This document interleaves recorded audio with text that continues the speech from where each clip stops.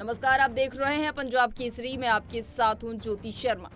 वाराणसी जिला अदालत ने ज्ञान व्यापी परिसर स्थित व्यास जी के तहखाने में पूजा अर्चना के आदेश दिए हैं, जिसके बाद बुधवार की रात से ही कोर्ट के आदेश के बाद ज्ञान व्यापी परिसर से बैरिकेडिंग हटा दी गई और वहां पर पूजा अर्चना शुरू हो गई। काशी विश्वनाथ ट्रस्ट बोर्ड के पुजारी ने पूरे विधि विधान के साथ तहखाने की साफ सफाई कराई और वहां विराजमान देवी देवताओं को पुनः स्थापित कर पूजा अर्चना की गई। कोर्ट के आदेश के बाद काशी विश्वनाथ परिसर स्थित नंदी के बगल में व्यास जी के तहखाने में जाने का एक रास्ता बनाया गया, जहां तहखाने में पूजा अर्चना की गई, जिसके बाद परिसर में मौजूद भक्तों को प्रसाद दिया गया। अब से व्यास जी के तहखाने में रोजाना मंगला आरती होगी। जल्द ही यहां पर श्रद्धालु को बाबा के दर्शन कर सकेंगे। पूजा पाठ के बीच ज्ञान व्यापी परिसर और आसपास सुरक्षा व्यवस्था का व्यापक इंतजाम किए गए थे। रात से ही पूरे परिसर में भारी संख्या में फोर्स को तैनात किया गया है। उन देवी देवताओं को पुनः स्थापित करके वहाँ पे पूजा पाठ नित्य चालू कर दिया गया है। तो आज की जो वस्तु स्थिति है वो ये है कि व्यास जी के तहखाने में नियमित पूजा पाठ शुरू हो चुकी है। कई जगह से कहा यह जा रहा है कि टाइम बिल्कुल नहीं दिया गया। 7 दिन की बात हो रही थी, लेकिन रातों रात किस तरह से करा दिया गया।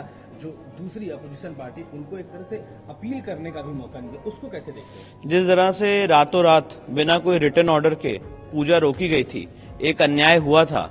आज उस अन्याय को एक न्याय के माध्यम से, कोर्ट के माध्यम से उनके ऑर्डर की कंप्लायंस करने का काम किया गया। अभी खबर ये आ रही है कि आम लोग जिस तरह से अभी डायरेक्ट नहीं जा सकते, क्योंकि शुरुआत एक तरह से हो गई है, उसको क्या लगता है कि जल्द से जल्द शुरू होना चाहिए? क्या नहीं, मुझे लगता है आम लोग जा सकते हैं और आम लोग जाएंगे भी। जो भक्तजन है वो वहाँ पे दर्शन के लिए जा सकते हैं। पूजा पाठ कौन करे, इसके लिए ऑलरेडी काशी विश्वनाथ ट्रस्ट को निर्धारित किया गया है। हमारे जो क्लाइंट्स हैं शैलेंद्र व्यास, उन्होंने भी काशी विश्वनाथ ट्रस्ट को ही ऑथोराइज किया है कि वही पूजा पाठ करें।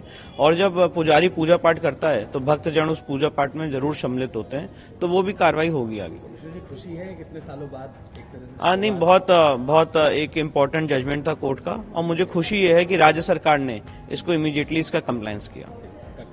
How do you see this for the present situation in Gyan Vapi and the temple? How do you see this? This is a very, very important order, and let me tell you that in compliance of the orders of the Honorable District Court of Varanasi passed yesterday, the district administration and the state government has complied with that orders, and the current situation is that the barricading has been, alternate amendments had been made in the barricading, gate has been made, and daily puja has started in the Vyas Parivar Tehkhana. Some people are saying that was a quick decision, after the order.